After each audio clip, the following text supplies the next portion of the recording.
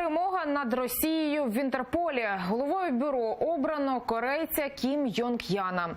Росіянин Олександр Прокопчук, проти якого виступили в світі, набрав лише 37% голосів. Про те, як обирали нового очільника Інтерполу, дивіться далі.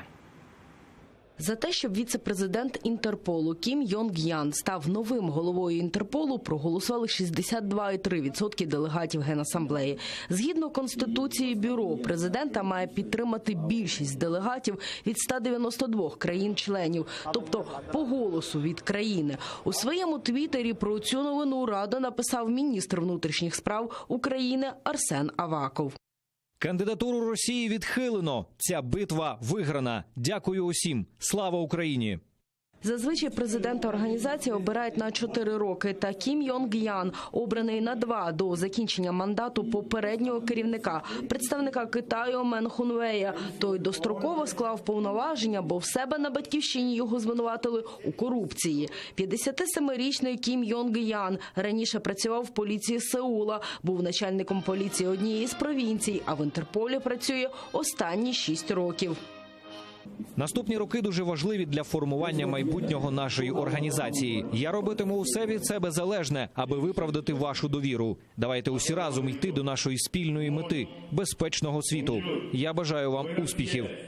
Ще до виборів світова спільнота забила на сполох. Наступним президентом Інтерполу може стати росіянин Олександр Прокопчук. А це неприпустимо, якщо враховувати агресивні дії Росії у світі. Декілька країн, зокрема й Україна, пригрозили виходом з Інтерполу у разі його обрання. Американські сенатори порівняли Прокопчука в Інтерполі з лисом у курнику. А держсекретар Майк Помпео заявив, Вашингтон на боці представника Південної Кореї.